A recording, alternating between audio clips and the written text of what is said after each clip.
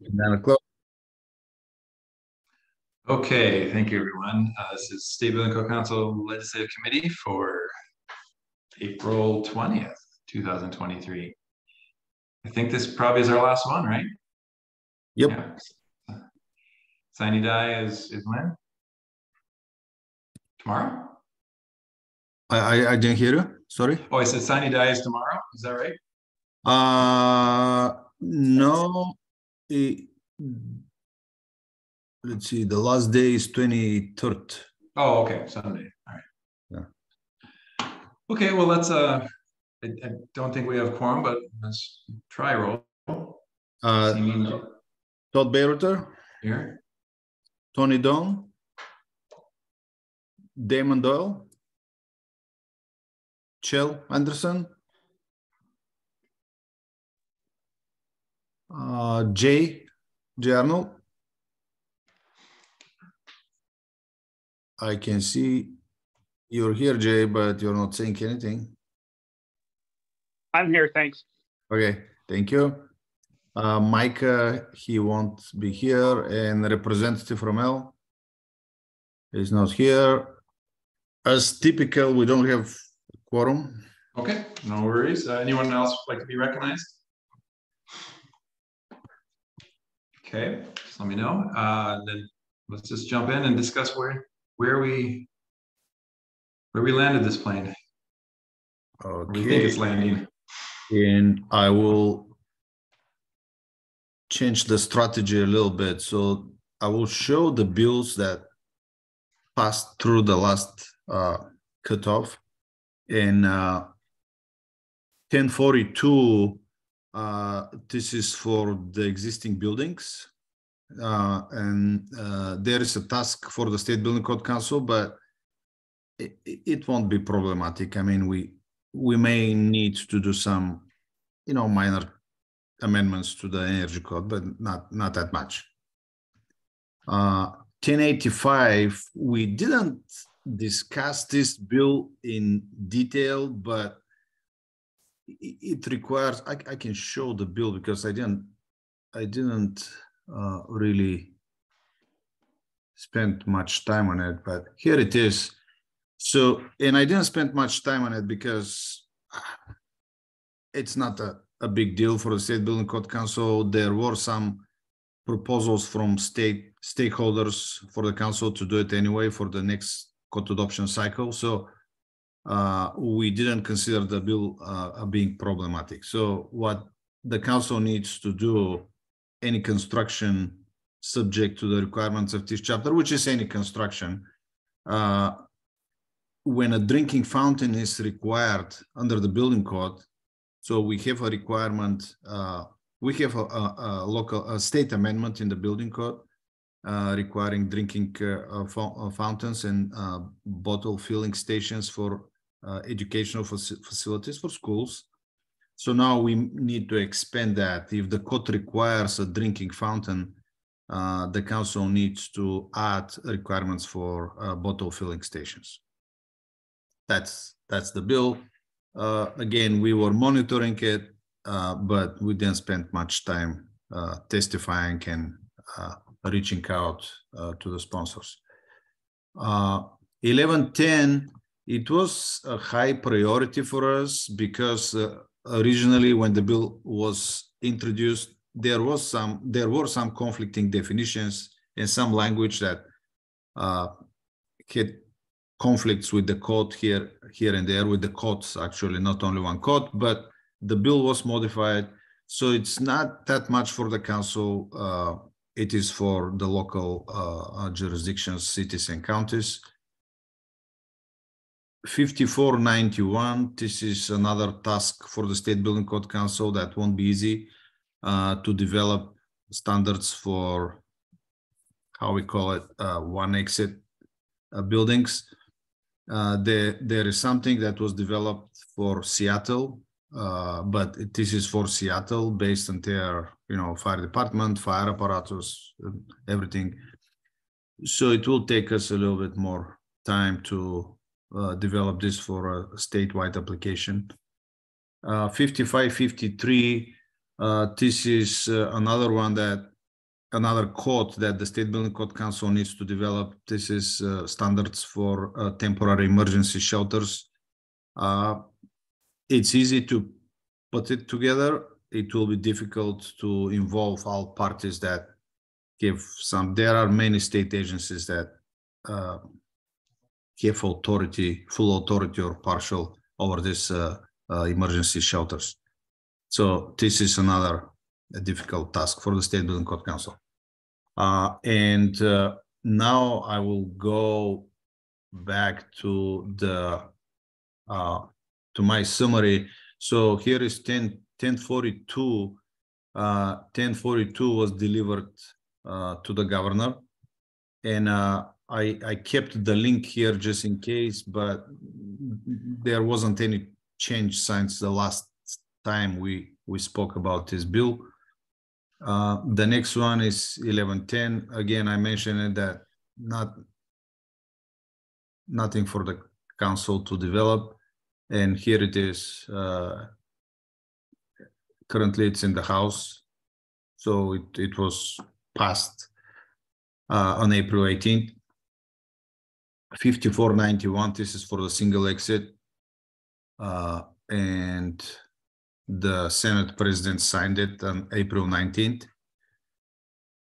And 5553, this was the early one for the emergency shelters, and it's already signed by the governor. So this is what we have for this year. There are other bills in this, other live bills that survived to the end, but we don't have much to do with those bills. We started with 45 or 46, and this is what we ended up with. Well, previous years we didn't have anything to talk about at this point. So, okay, thank you for that, Stoyan. Quick question, and not getting ahead of ourselves, but scroll down, please. Sorry. I'll get back. Talk about it. We don't need the bill number. With the exit, with the single stairs, that'll be IBC. Do we anticipate that will be an appendix for local adoption? We don't know yet. My understanding and opinion is that it will be better if it's appendix to the code. However, we need to have a discussion on that. Okay, we don't know. Okay. How Seattle did it, they did it as a local amendment to Chapter 9, but I don't know if for statewide application here. Let's see how it reads.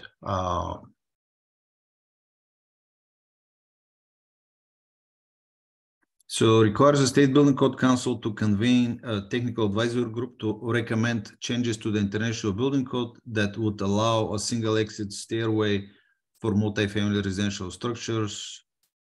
Requires the technical. So I guess we need to discuss that. Okay. How it was written originally, it wasn't an appendix. Now it was modified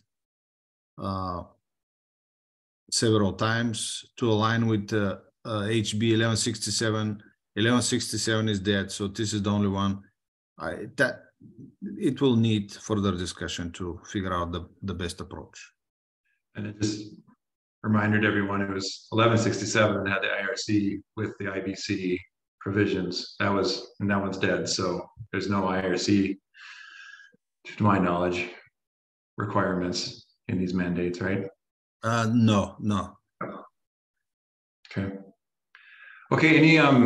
Anyone have any comments or questions? I guess our task today, even though we don't have quorum, is our goal is to report out to the full council on Friday is really our last task here.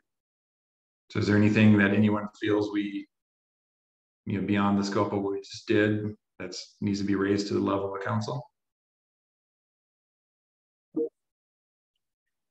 Well, it's And I will say the same thing. I will say the same thing tomorrow at the council meeting. These are, it's a good workload in addition to the triennial, regular triennial code adoption cycle. And I will ask the council members, you know, just don't make the decisions like how you feel it at this particular moment. Just please coordinate with staff, you know, what we can do, because we got all this workload the first 4 months of the year, several off-cycle rules. We're working on the legislative session, and we're working on insert pages, and so too much at the same time doesn't serve us well, because we compromise and we're not doing a good job. And many folks are complaining now, oh, why the insert pages are not on the website yet? Well, because we got so much and we couldn't make it. So that's my, you know, next year we'll have another one, and it's getting worse every year. So, you know, better coordination will be, that's my recommendation. Better coordination, especially when we are in a legislative session, will help everybody. So that's from me. Public thanks for all the work this session, and we know this is a heavy lift. Jay, go ahead, please. Yeah, and to that point that Storian's making, I'm wondering if we might have a debrief within this committee a few weeks after session ends to try to get that feedback, and then that way we can direct any feedback that the council has to send to staff for that debrief versus, as Storian suggests, versus airing feedback in the moment. You know, Jay, I think that's a great idea, and maybe we could even propose that we, maybe we invite all the, you know, all the legislators, right? Of course. You know, not just Representative Ramel, but maybe all of them. Just invite them to come give their feedback from session also. That will be a good idea. Yeah. Okay. So kind of roughly a couple of weeks from now, when we kind of clear this meeting tomorrow and let everybody recover. Yeah, if legislators were invited, it may be a month or two out as they disappear and recuperate. That's a good point. Calling from the beach, huh? I met with many legislators and their staff, you know, talking about different bills, and the impression I got, and I'm not separating by parties here. You know, I met with everybody. I like to talk, and my impression was that, you know, these folks, they really want to help and develop something, but many of them don't understand the council process, you know, why the council was established and what is the triennial rulemaking cycle and what we're doing with the model code, with the national codes. And, you know, I heard comments like, you know, from a senator, I don't want to say names and anything, very friendly reminder that we may need to reach out and explain in a better way what the council is doing. So this particular senator made a comment like, why the State Building Code Council is adopting national codes. Can we require them to adopt the state codes? And the staff person that was working on a particular bill said, oh, this is a good idea. I can reach out to them. So I don't want to offend anybody, but it tells me that it just, these folks, they don't understand the process. And of course they don't have to, they have other business to take care of, but you know, that's an idea. If we can reach out and provide more information, or even simple training to explain the process, that may help the council in the future sessions. Yeah.